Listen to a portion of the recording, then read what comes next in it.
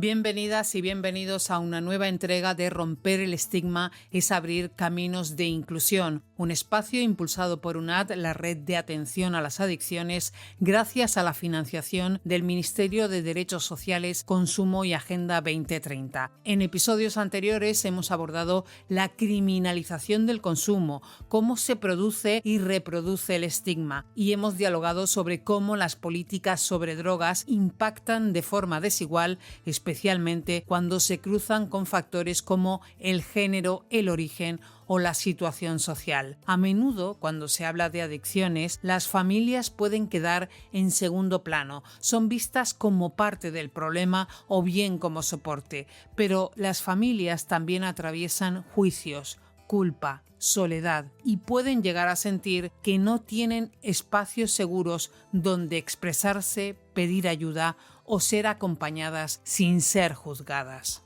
Para hablar de todo esto contamos hoy con Encarni Pámpanas. Ella es licenciada en Psicología, comenzó en el movimiento de las adicciones en 1991. En la Asociación Pumbi por una nueva vida de Carabanchel. En 1999 entró en la Federación Regional Fermat Vive Contigo para ejercer como psicóloga y coordinadora del área asociativa. También ha sido secretaria general de la Fundación Voces para la Conciencia y el Desarrollo, así como vicepresidenta de la Plataforma del Tercer Sector de Madrid. Desde 2021 es vocal de UNAD Madrid y secretaria de la entidad desde 2023.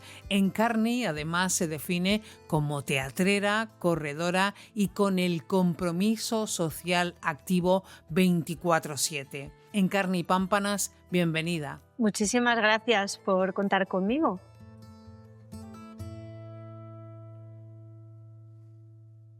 Bueno, me encantaría empezar preguntándote por qué tipo de estereotipos, ideas o prejuicios suelen recaer sobre las familias de personas con adicciones. Aquí tengo que empezar a decir que realmente las primeras personas que se asignan estereotipos es la propia familia en muchas ocasiones. O sea, antes de que recaigan los estereotipos de fuera, ya tienes tú los tuyos propios porque previamente los has tenido hacia otras familias de fuera. Se vuelve el bucle, ¿no? Por ejemplo, Si tú tienes un grupo de familias, amigas, por ejemplo, y alguna de ellas tiene un problema de adicción, tú ya tienes un pensamiento respecto a esa familia. Y cuando te toca a ti, pues la primera que recae en ese pensamiento es la propia persona, la propia familia. A partir de ahí hay una serie de bucles, de distorsiones, de asunciones sociales en otras ocasiones, en muchas. Esto estoy hablando no que haya un porcentaje más grande de una o de otra, sino que hay causas y hay causas en otro sentido. Hay un montón de espacios. Y el tipo de adicciones, el tipo de estigmas en las adicciones en las familias suelen ser de un imaginario de los años 80 o de los años finales de los 70 o de los 90, asociados a familias desestructuradas, asociados a situaciones de vulnerabilidad y pobreza, asociados sobre todo a algo habrás hecho mal, asociados a delincuencia, asociados a unas causas que ni eran reales antes ni son reales ahora, ni eran generales antes ni eran generales ahora. Vienen generadas por el miedo sobre todo y se ocultan. ujú. Se ocultan, las familias se ocultan, no me está pasando nada, todo bien, lo tengo controlado.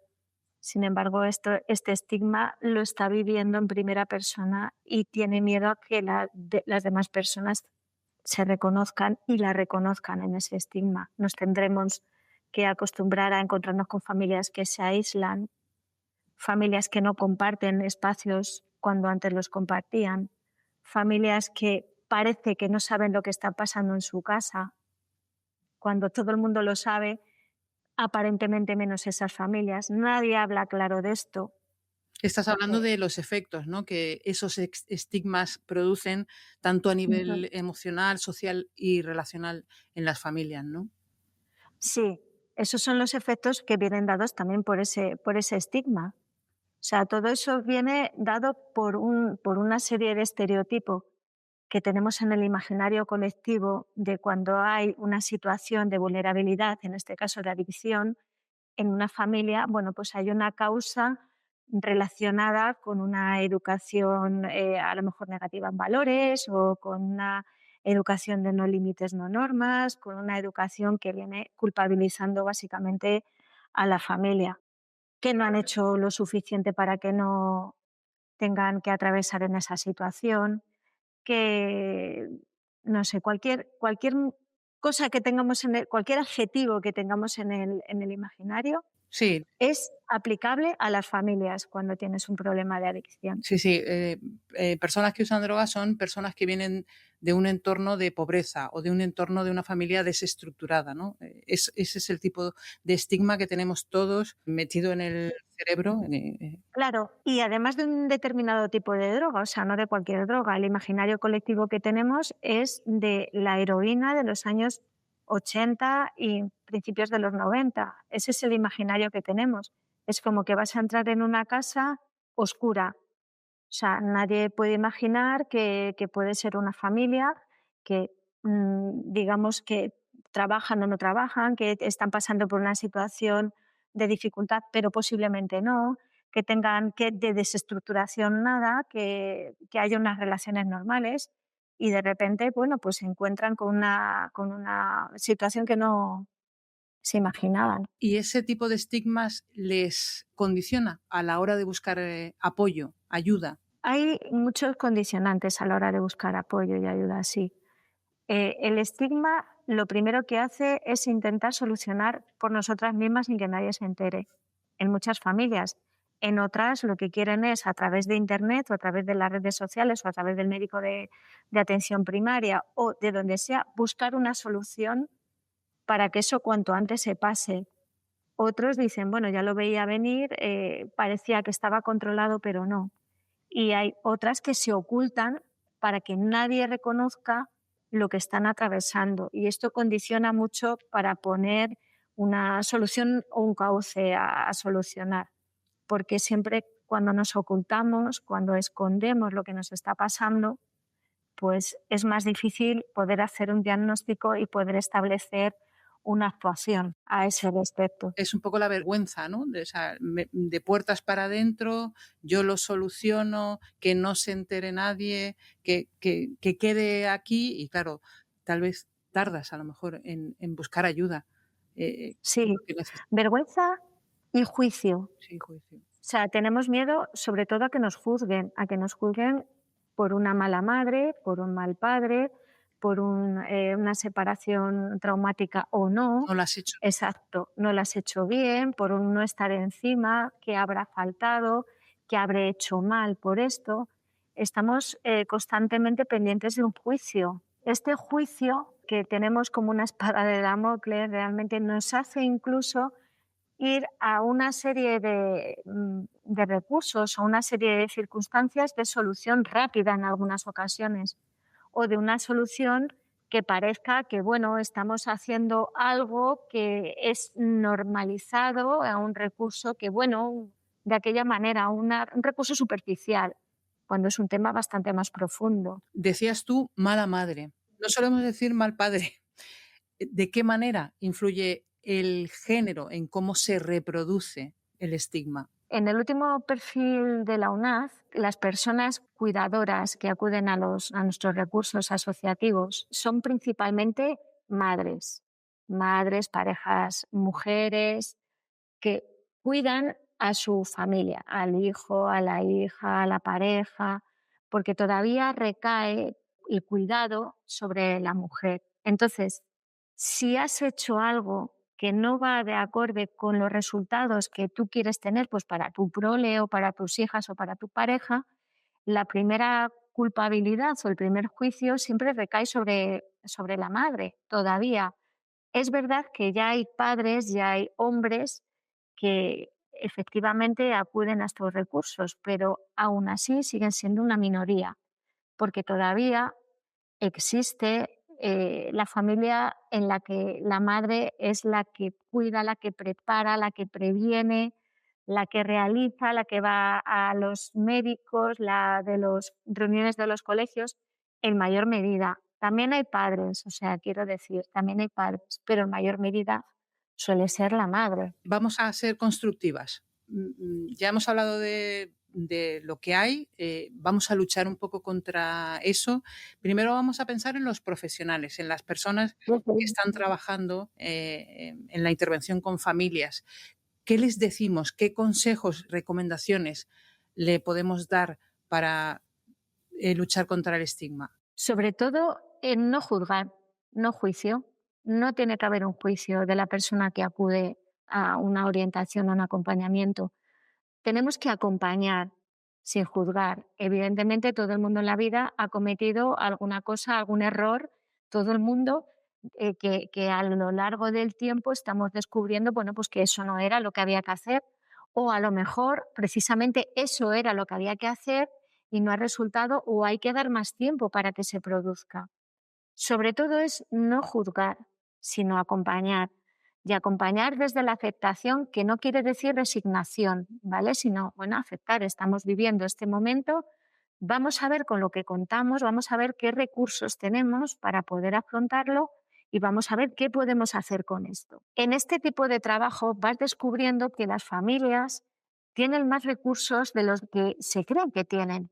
Tienen muchísimos recursos a nivel de comunicación, a nivel de red social de acompañamiento, a nivel de personas que pueden contar con ellas, a nivel de muchos de relaciones sociales, de relaciones comunitarias, de conocimientos. Hay muchos recursos para poder. Y hay que ayudar a la familia a construir y a detectar esos recursos. Y hay que descentralizar el problema de la adicción de lo que es el funcionamiento familiar. Y me explico. Antes de la adicción o antes de determinado problema, la familia funcionaba de aquella manera, pero funcionaba, pues tenía su manera de afrontar la vida, el ocio, de coger las vacaciones, de ir a leer un libro, de ver determinados programas de televisión, de sus espacios, sus tiempos. O sea, tenía una manera de funcionar. Cuando entra un problema de adicción, todo gira en torno a esa adicción y parece que todo se tiene que modificar a eso. Los demás nos olvidamos de nuestro papel, de nuestro rol, de nuestras relaciones, hay una prioridad. No quita que al principio tengamos que tener esta prioridad porque nos estamos formando, estamos conociendo y estamos descubriendo qué pasa. Pero luego tenemos que recuperar nuestra vida. Se trata de acompañar a tener la calidad de vida. Si tú trabajas con la familia para mantener esa calidad de vida, para recuperar, para ajustar aquellas cosas que vemos que están funcionando desajustadamente, no solamente influye positivamente en la familia, en las profesionales que estamos aquí atendiendo, acompañando, sino que también influye positivamente en la persona que está en una situación de adicción en cualquiera de sus circunstancias, porque empezamos a ver cuáles son las responsabilidades, cuáles son las consecuencias, dónde tengo que poner el acento, dónde tengo que no faltar, no me puedo quedar solo, no me puedo quedar sola, tengo que buscar una red de apoyo, puedo contar con las asociaciones, puedo contar con los recursos. O sea, esto no es que no hayas tenido una vida de familia antes, has tenido una vida personal antes. O sea, tienes que recuperarla ahora y tienes que mejorarla. Claro, esto es muy fácil de decir, ¿vale? Y es muy complicado de hacer, pero para eso estamos acompañando, porque se puede y se consigue. Ujú. Y a las personas que acompañan, ¿qué consejo les puedes dar? Es muy importante darles la palabra paciencia y apoyo y en el acompañamiento sabemos que habrá cosas que no nos guste hacer. Bueno, vamos a ver si eso se puede hacer, si no se puede hacer, si es necesario, si no, pero siempre sin juzgar, siempre, si no vamos a asumir la responsabilidad de cada una y de cada uno en este acompañamiento. Acompañar no quiere decir sustituir lo que tiene que hacer otra persona. Acompañar quiere decir estar al lado de. Si tú tienes que ir a hacerte el DNI, por ejemplo, o a sacarte el pasaporte, yo te voy a acompañar a hacerlo, pero yo no lo voy a hacer por ti, porque tenemos que recuperar aquellas habilidades sociales que a lo mejor no es que las hayamos perdido, están ahí, sino que no las hemos practicado. Entonces, para acompañar, no tenemos que sustituir y tenemos que aceptar que no vamos a salvar a nadie, sino que vamos a acompañar. Las personas que acompañan tienen que aceptar también ese acompañamiento, porque muchas veces estamos con, yo haría, yo, un impulso que me da, ya lo hago yo, que lo hago más rápido, ¿no? Bueno, vamos a respetar el tiempo de hacer y vamos a ver que si no se puede a la primera, pues a lo mejor es a la segunda. Es importante saber que estás acompañando. Es muy importante saber que estás dispuesto a acompañar y que vas a acompañar una, dos, tres, cuatro, las que hagan falta, siempre y cuando la cosa, pues bueno, pues vaya caminando poquito a poquito, paso a paso, aunque sepamos que hay veces que va para atrás, hay veces que se estanca, hay veces es un proceso. Mientras hemos estado hablando, yo me he apuntado cosas, paciencia, no juzgar. Me gustaría que cerraras con un mensaje para que las personas que nos estén escuchando sepan qué cambios como sociedad tenemos que hacer para transformar un poco la mirada hacia las familias de las personas con adicciones. ¿Qué cambios como sociedad? Imagínate, esto es tremendo. Es muy grande. Mira, tenemos que humanizarnos. Una persona con un problema de adicción, una familia que tiene a alguien con un problema de adicción, sigue siendo un ciudadano y una ciudadana. Sigue siendo tu vecino o tu vecina. Sigue siendo la persona que va a coger el pan, la que está esperando en la parada del autobús, la que quiere una cita en atención primaria. La sociedad tiene que entender que el tener una adicción no quiere decir que hay una deshumanización ni una pérdida de derechos. Sigues siendo la misma persona con todos tus derechos de persona que en un momento determinado pues atraviesas un problema y ese problema tenemos que tener los recursos para poderlo afrontar. Y tu derecho es tener esos recursos para poderlo afrontar. Y sigues siendo una persona. Siempre pongo el ejemplo de que cuando tú te cruzas por la calle a una persona, voy a poner una enfermedad biológica, ¿vale? Con azúcar, con diabetes, ¿no? Pues tú no le vas diciendo, mira, un diabético por ahí, que no pase el autobús.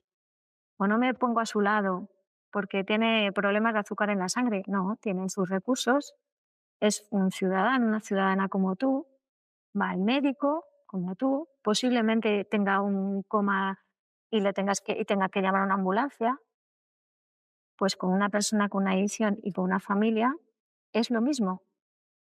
La mirada que tenemos que tener como sociedad es desde el respeto y desde la ciudadanía. Nadie tiene menos derechos por ser una persona adicta o por tener un familiar o una persona adicta. Y ahí se empezaría a disminuir el estigma, porque bastante problemática tiene una familia cuando descubre o cuando se da cuenta de esto, como para además tener que perder los rasgos de humanidad cara a otra gente, que de eso se trata el estigma, ni más ni menos, de que te hacen ser menos humano, con menos derechos, para que yo te pueda aislar y te pueda poner al margen. De ahí viene la marginación, de poner al margen. Entonces, en el momento que yo te reconozco como persona, te tengo que sacar del margen, de la marginación, te tengo que quitar esa etiqueta. Ese mensaje a la ciudadanía hay que darlo, porque todos y todas somos responsables en sacar del margen cuando tienes una vulnerabilidad y de no quitar rasgos humanos cuando tienes una problemática asociada a cualquier vulnerabilidad, en este caso, pues una situación de adicción. Encarni Pámpanas, ha sido un verdadero placer. Gracias por haber estado con nosotras en Romper el Estigma es abrir caminos de inclusión. Muchísimas gracias y muchísimas gracias por esta oportunidad de poder compartir este podcast con vosotras, que por cierto es muy interesante y lo recomiendo encarecidamente, de verdad. Gracias, Encarni, por estar con nosotras en Romper el Estigma es abrir caminos de inclusión.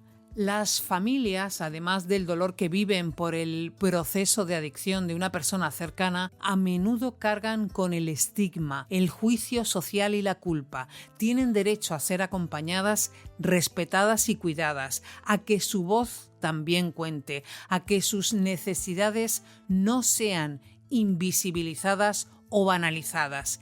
Y eso exige una revisión constante de nuestras propias prácticas. Le damos las gracias a Encarni Pámpanas por habernos ayudado a poner palabras a estas realidades que tantas veces quedan en silencio.